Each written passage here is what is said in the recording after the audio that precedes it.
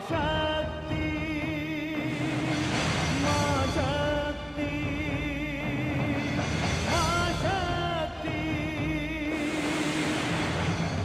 श्री ब्रह्माय नमः। ओम श्री ब्रह्मदेवाय नमः। ओम श्री ब्रह्माय नमः। ब्रह्मदेवाय नमः।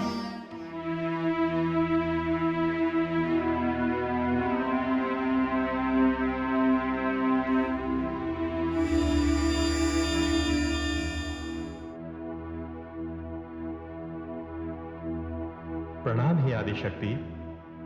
हे आदिशक्ति, कभी कभी ब्रह्म की लीला में मैं स्वयं भी उलझ जाता हूं। आपके आने का कारण मुझे ज्ञात है, किंतु आप तो सर्वव्यापी हैं। आप जानती हैं कि असुर कुमार शंखचूड़ मेरी तपस्या करने के पश्चात मुझसे क्या मांगेगा और उसका क्या परिणाम होगा। हे आदि प्रजापति, आपकी चिंता का कारण केवल यही नहीं, कुछ और भी है। आप तो भाग्य विधाता हैं। आपने जो लिख दिया उसको बदलने की कोई आवश्यकता नहीं। आप तो ये भूल जाइए कि शंखचूड़ कौन है और तुलसी कौन है। आप जाइए और उन दोनों के प्राणों की रक्षा कीजिए। सत्य वचन, सत्य वचन देवी भुवनेश्वरी। परिणाम को मैं ब्रह्म पर छोड़ता हूं और आपकी इच्छानुसार मैं वहां जाता हूं।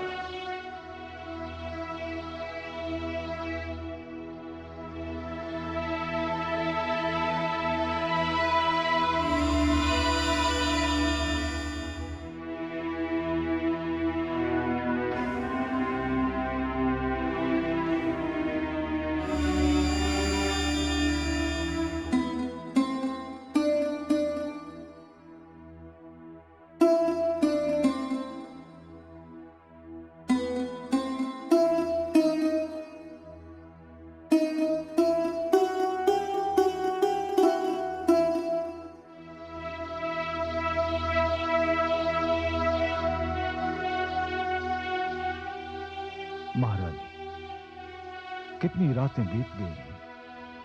मैं देख रहा हूं कि जैसे आपकी आंखों से निद्रा भाग गई। मैं क्या करूं महाराज, जिसकी एकमात्र लाडली पुत्री हिमालय के भयानक हिमपात में तप कर रही हो, इतने कष्ट उठा रही हो, उस माता को भला नींद कैसे आ सकती है।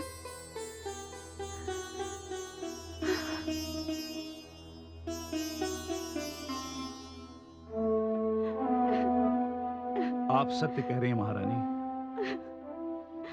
मुझे भी कई रातों से इसी चिंता ने घेर रखा है।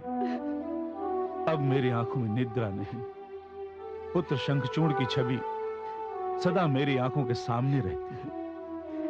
महाराज, यदि ऐसा था तो आपने उसे तपस्या के लिए भेजा ही क्यों? उसे भेजा एक आशा से।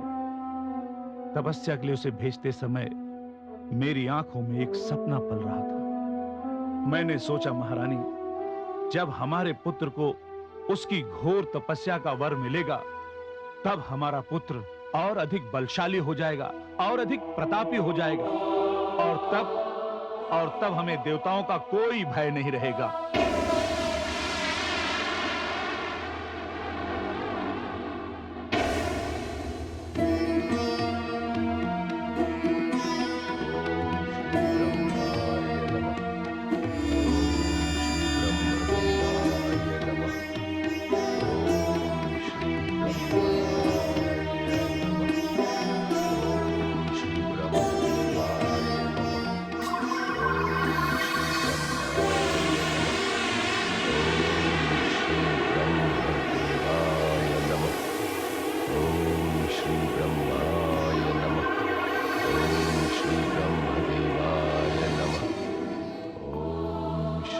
उठो शंखचूड़, मैं आदि प्रजापति ब्रह्मा तुम्हारी कठोर तपस्या से प्रसन्न हुआ।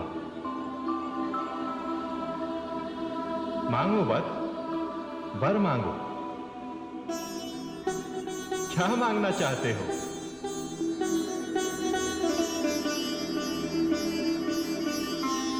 मैं धन्य हुआ। हे आदि प्रजापति, मैं मृत्यु पर विजय प्राप्त करना चाहता हूं। नहीं वत्स, मैं तुम्हें यह वर नहीं दे सकता, क्योंकि जिसका जन्म होता है उसकी मृत्यु अनिवार्य है। किंतु हे आदि प्रजापति, आज से पहले आपने कितने ही तपस्वियों को मृत्यु पर विजय प्राप्त करने का वरदान दिया है। हाँ, दिया है। तो इसका अर्थ यह हुआ कि मेरी तपस्या में कहीं कोई कमी रह गई है या फिर वो अधूरी है। तभी तो आप मुझे इस वरदान से वंचित करना चाहते हैं। नहीं शंखचूड़, बस ऐसी कोई बात नहीं है। तुम्हारी तपस्या पूर्ण है, सब प्रकार से वरदान के योग्य है। जहां तक वरदान का प्रश्न है, वो तो मुझे देना ही पड़ेगा, क्योंकि वो तो तुम जैसे तपस्वी का अधिकार है। किंतु मेरी इच्छा तुम्हें एक अनोखा वर देने की है। ऐसा वर जैसा न किसी ने मांगा हो और ना किसी ने दिया हो। हे आदि प्रजापति, मैं समझा नहीं। आपकी बात बड़ी रहस्यमयी लग रही है। शंखचूड़, इसमें कोई रहस्य की बात नहीं है, सब स्पष्ट है। तुम्हारी मृत्यु तभी होगी जब कोई तुम्हारी पत्नी का सतीत्व भंग करेगा।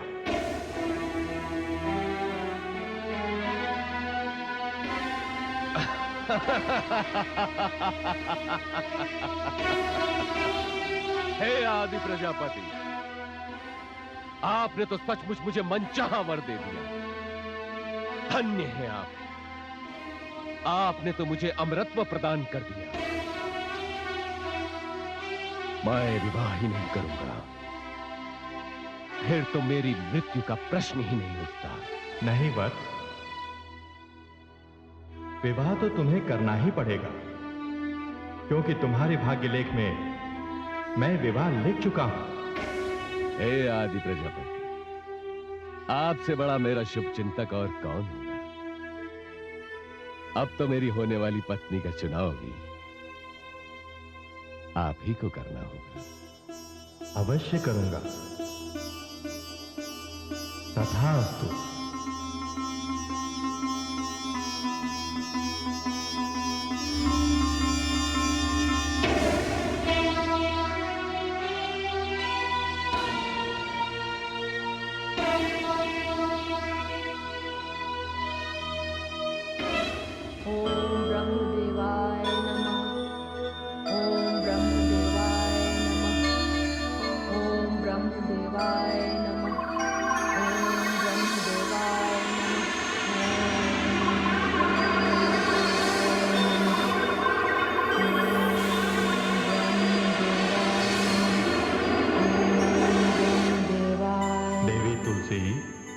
आंखें खोलिए। मैं आदि प्रजापति ब्रह्मा हूं।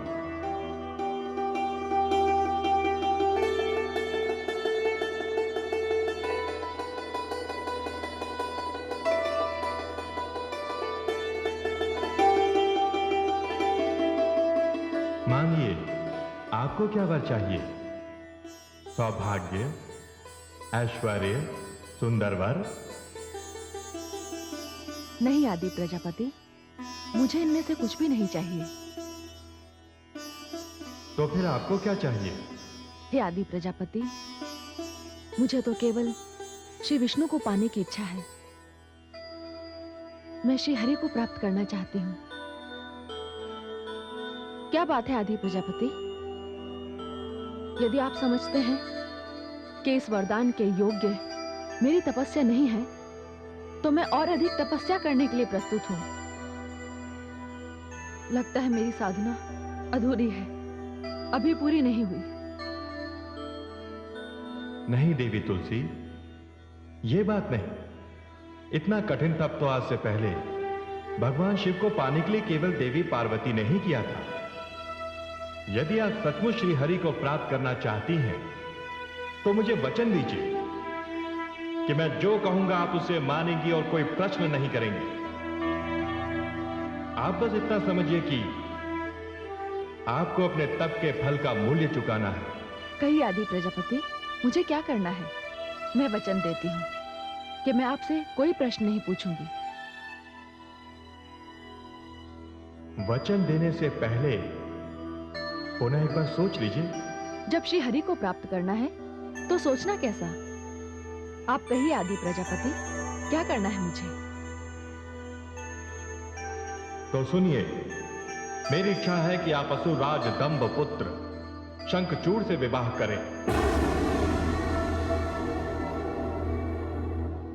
ये आपने क्या कह दिया है आदि प्रजापति? मैं तो श्री नारायण को प्राप्त करना चाहती हूँ। देवी तुलसी में ब्रह्मा आपको नारायण की प्राप्ति का ही मार्ग बता रहा हूं। आपका भाग्य मैंने अपने हाथों से लिखा है, उसे मैं नहीं पढ़ूंगा। मैं आपसे केवल इतना ही कहूंगा कि जब आपने वचन दिया है तो आप अपने वचन का पालन करें। मैं तो आपको यह भी नहीं बता सकता कि आप इससे पूर्व कौन थे, क्या थे। अब निर्णय मैंने कर लिया है। यदि श्री हरि को प्राप्त करने का यही मार्ग है तो असुर राज दंभ के पुत्र राजकुमार शंखचूड़ मेरे पति होंगे। और जब मैं आपको ये वचन दे चुकी हूं तो आपसे सत्य कह रही हूं, अब मेरे हृदय में किसी अन्य को पाने की कोई इच्छा नहीं। अब और कुछ हो भी नहीं सकता। आपको वर मिल चुका है और आपने भी अपने भावी पति का चुनाव कर लिया है। अब आपकी ओर से विवाह प्रस्ताव लेकर आपके पिताश्री महाराज धर्मध्वज के राजपुरोहित को जाना चाहिए।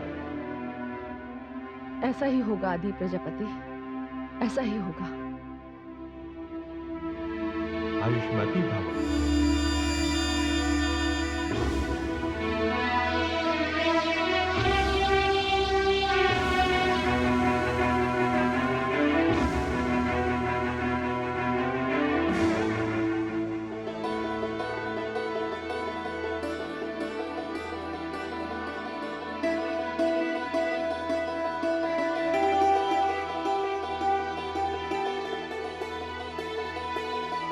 ठहरिए देवी,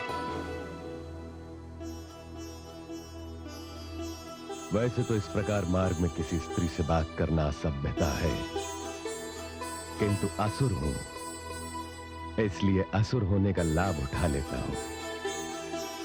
चिंता न करें देवी, मैं वैसा असुर भी नहीं हूं कि किसी असभ्यता पर उतर आऊं। तो पहले मैं आपको अपना परिचय दे दूं और आपसे भी केवल आपका परिचय ही लूंगा। तो पहले अपना परिचय मैं आपको दे दूं। मैं धर्म नगरी के महाराज धर्मध्वज की पुत्री तुलसी हूं। बस इतना ही परिचय है मेरा। और मेरा भी कुल इतना ही परिचय है कि मैं दानवराज दंभ का पुत्र शंखचूड़ हूं।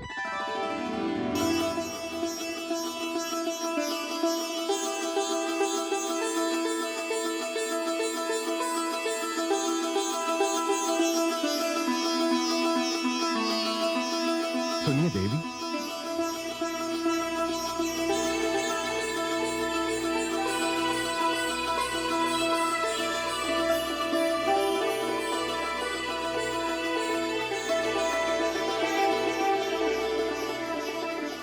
आश्चर्य है, अपनी पत्नी चुनने का अधिकार तो मैंने आदि प्रजापति ब्रह्मा को दे दिया है, किंतु मैं क्या करूं? मैंने तो अपनी पत्नी चुन भी ली। मेरे हृदय पर इस देवी तुलसी का अधिकार हो चुका है।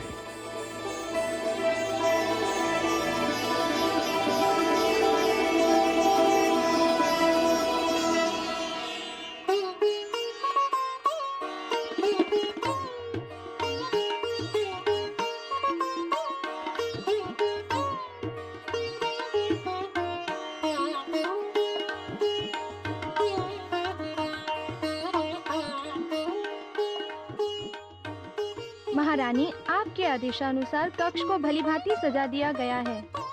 वल्लरी, एक बार फिर से देख, कोई कमी ना रह जाए। क्या हुआ महाराज? महारानी, वल्लरी ने अपना कार्य कुशलता पूर्वक किया है। ये तो आपका पुत्री प्रेम है जो आपको भ्रम में डाल रहा है। क्यों न हो महाराज, इतने दिनों पश्चात मेरी पुत्री अपना तप समाप्त करके घर लौट रही है। माते, मेरी लाडली पुत्री, मेरी पुत्री, माते, माताश्री, आयुष्मती भाव, पिताश्री, मेरी पुत्री। पिताश्री। अरे नहीं नहीं नहीं, आयुष्मती भाव, कैसी हो तुम? अच्छी हूँ पिताश्री। पुत्री, तुमने कहलवा भेजा था कि हम तुम्हारा मुख्य द्वार पर स्वागत ना करें। हाँ पिताश्री, मैं तो तब करके लौटी हूँ। हाँ पुत्री, वो तो दिख रहा है। तपने से सोना कुंदन बन जाता है। दासियों, तुम लोग जाओ, मेरी पुत्री को विश्राम करने दो। हमारी पुत्री ने बड़ी कठिन तपस्या की है। हाँ पिताश्री, और मेरी तपस्या सफल भी हुई। पिताश्री, स्वयं ब्रह्मा जी ने मुझे दर्शन दिए। अरे ये तो बड़ी प्रसन्नता की बात है। और मैं अपनी पुत्री की संकल्प शक्ति को जानता हूँ। किंतु पिताश्री, तपस्या के फल के लिए मैंने आदि प्रजापति ब्रह्मा जी को अपनी ओर से एक वचन दिया है। मैंने ब्रह्मा जी को यह आश्वासन भी दिया है कि मैं अपना वचन प्राण रहते अवश्य निभाऊंगी। पुत्री, वचन देने का यही अर्थ होता है। अच्छा ये बताओ, वचन पालन करने में मैं क्या सहयोग दे सकता हूं? बस आप दोनों के ही सहयोग की आवश्यकता है। माताश्री, आदि प्रजापति ब्रह्मा जी ने मेरे भावी पति का चुनाव कर लिया है। क्या? ये तो बड़े हर्ष की बात है। जिसका चुनाव स्वयं ब्रह्मा जी ने किया हो, वो तो श्रेष्ठ वर होगा। बताओ पुत्री, शीघ्र उसका नाम बताओ। हाँ हाँ पुत्री, हमें भी उसका नाम बताओ। बताओ पुत्री। पुत्री, हमसे कैसी लज्जा। हम ही तो तुम्हारा वाग्दान करेंगे और फिर तुम भी तो वचनबद्ध हो। पुत्री, हमें भी उस भाग्यशाली का नाम बताओ जिसका ध्यान करते ही हमारी सुशील कन्या की पलकें लज्जा से झुक गई। बताओ पुत्री, कौन है वो?